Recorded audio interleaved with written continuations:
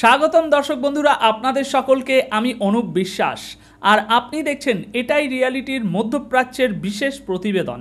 দর্শক, কিছু গুরুত্বপূর্ণ খবর মধ্যপ্রাচ্য থেকে আপনাদের জন্য তুলে নিয়ে এসেছি। ফটাফট সেগুলোই এখন আপনাদের সামনে ডেলিভারি করব, তাই খুব মনোযোগ দিয়ে ভিডিওটিকে দেখতে থাকুন। দর্শক, আজকের প্রথম বড় খবর ইরান থেকে। ইরান খুব ভালোভাবেই জানে রাশিয়া ওদের সঙ্গে কৌশলী খেলা করছে, অনেকটা প্রতারণার মতো আচরণ করছে, কিন্তু তবুও কিছু কূটনৈতিক কারণে ইরান বিষয়টা সরাসরি প্রকাশ করছে না, সম্পর্কের স্বার্থেই অনেক কিছু এড়িয়ে যাচ্ছে। তবে এখন ইরান খোলাখুলিভাবে সামনে এনেছে, রাশিয়াকে তারা বলেছে আমাদের দেশে ছোট ছোট পারমাণবিক বিদ্যুৎ কেন্দ্র তৈরি করুন, এই বিদ্যুৎ কেন্দ্রগুলোর সাহায্যে সমুদ্রের নোনা জল পরিশোধন করে তা পানযোগ্য করা হবে, কারণ ইরানে এখন ভয়াবহ জল সংকট তৈরি হয়েছে। মানে ব্যাপারটা বুঝতে পারছেন তো? অনেক সময় এমন হয়, আমরা জানি সামনে যে আছে সে খুব একটা লাভ দেবে না, কিন্তু এটাও বোঝা যায় যে ক্ষতিও করবে না ভাই, আর সময় মতো হয়তো দু একটা কাজেও লাগবে। আর সেই কারণেই মাঝে মাঝে তার বিশ্বাসঘাতকতা চোখের সামনে দেখেও চুপ থাকতে হয়, এড়িয়ে যাওয়া ছাড়া কোনো উপায় থাকে না। উদাহরণ হিসাবে রাশিয়ার কথাই, ইরানকে তারা প্রতিশ্রুতি দিয়েছিল SU-35 যুদ্ধবিমান দেবে, চুক্তিও পাকাপাকি হয়ে গেছে, কিন্তু আজ পর্যন্ত ইরান সেটি পায়নি।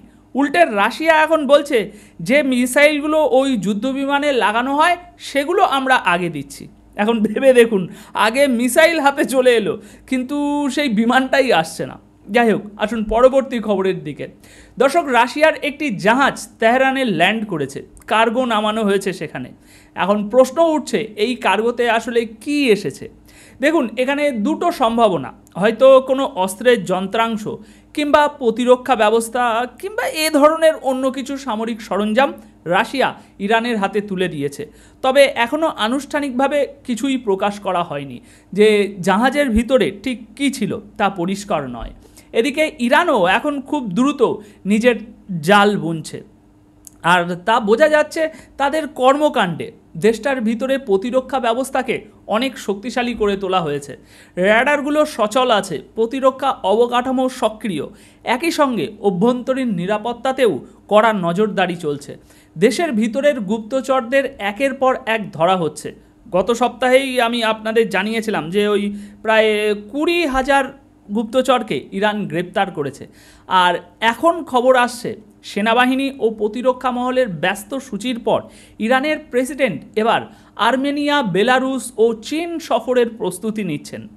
এদিকে ইসরায়েলের সংবাদপত্র, মধ্যপ্রাচ্যের সংবাদ মাধ্যম আর ইউরোপের পত্রিকাগুলোতে বিষয়টা ইতিমধ্যেই প্রকাশিত হয়েছে। নিন, আপনার স্ক্রিনে আসছে একটা বড় খবর। দর্শক, ইরান কোনোভাবেই ঝুঁকিমুক্ত নয়। ভারত ও বাংলাদেশ থেকে যারা এই প্রতিবেদন দেখছেন তারাও মাথায় রাখুন, ইরান এখনও বিপদমুক্ত নয়। দর্শক, ভিতরের তদন্তে ধরা পড়েছে মোসাদের জন্য কাজ করছে এমন অনেক দক্ষ গুপ্তচর এখনও ইরানের ভিতরেই সক্রিয় আছে। হ্যাঁ, এরা নিজেরা ইরানি বটে, কিন্তু ইরানের বিরুদ্ধে অস্ত্র তুলে দেওয়া হয়েছে তাদের হাতে। আর শুধু তাই নয়, মোসাদ ওদের পূর্ণাঙ্গ প্রশিক্ষণ দিয়েছে, সঙ্গে দিয়েছে অঢেল টাকা। সুতরাং এর মানে দাঁড়াচ্ছে ইরানের ভিতরে এখনও গুপ্তচরের ঘাটতি নেই, বরং তারা আরও সক্রিয় হয়ে উঠেছে। এদিকে খবর এসেছে হামাস নাকি এখন তাদের শর্ত কিছুটা শিথিল করতে রাজি হয়েছে। ইসরায়েলের জন্য সবচেয়ে ঝুঁকিপূর্ণ যে শর্তগুলো ছিল সেগুলো থেকে পিছিয়ে আসার প্রস্তুতিও নিচ্ছে তারা, দেখাচ্ছে তারা যে সেগুলো থেকে আমরা আস্তে আস্তে পিছিয়ে আসব। আসলে ওই কঠিন শর্তগুলোর কারণেই আগের বারের যে চুক্তি হওয়ার কথা ছিল সেই চুক্তি ভেস্তে গিয়েছিল। আর প্রায় 2 বছর ধরে আলোচনার পরও কোনো সমঝোতা এখনও হয়নি। ভবিষ্যতেও চুক্তি হবে কিনা তা নিশ্চিত নয়, তবে আশা নিয়েই তো দুনিয়া টিকে থাকে। তাই আপাতত যা শোনা যাচ্ছে, হামাস কিছু দাবি কমাতে এবং ইসরায়েলের কিছু শর্ত মেনে নিতে রাজি হয়েছে। এদিকে ডেনমার্কের প্রধানমন্ত্রী বলেছেন, এই মুহূর্তে নেতানিয়াহু নিজেই একটা বড় সমস্যার কারণ হয়ে দাঁড়িয়েছেন। তার নীতি, তার আচরণ পরিস্থিতিকে আরও জটিল করে তুলেছে। তবে একই সঙ্গে তিনি এক ধরনের খেলা খেলেছেনও বলা যায়, কারণ তিনি এটাও জানিয়েছেন বর্তমান পরিস্থিতিতে মোটেই এমন সময় এখনও আসেনি যে ফিলিস্তিনকে এখনই রাষ্ট্র হিসাবে স্বীকৃতি দেওয়া হবে। সুতরাং এর মানে দাঁড়াচ্ছে ডেনমার্ক একদিকে নেতানিয়াহুর নীতির বিরোধিতা করছে, আবার অন্যদিকে ফিলিস্তিনকে স্বীকৃতি দেওয়ার পক্ষেও নয়। দর্শক, সাপ তো সাপই থাকে, যতই আপনি দুধ খাওয়ান সুযোগ পেলে সে আপনাকে দংশন করবে। ঠিক সেরকমই একটি সাপ হচ্ছে ইসরায়েল। আমেরিকা বছরের পর বছর ইসরায়েলকে দুধ খাইয়েছে, প্রচুর আশ্রয়, সমর্থন, গোলাবারুদ, টাকা পয়সা, আল্লাম বাল্লাম সব কিছু দিয়েছে। আর আজ সেই ইসরায়েলের একটি সংগঠন এডিএল, যেটি আসলে আমেরিকায় কার্যকর, তারা এখন প্রকাশ্যে বলে বসেছে যে যারা আমেরিকা ফার্স্ট বলছে, লিখছে বা সেই নীতি মেনে চলছে, তা নাকি দ্বিতীয় বিশ্বযুদ্ধের সময় ইহুদিদের সঙ্গে যা হয়েছিল তার পুনরাবৃত্তির মতোই। অর্থাৎ তাদের বক্তব্য অনুযায়ী আমেরিকা ফার্স্ট মানে হলো অত্যাচার, সন্ত্রাস, ইরানকে মদদ দেওয়া, ইহুদি বিরোধী প্রচারণা চালানো এবং ইসরায়েলকে বিপদের মুখে ফেলা।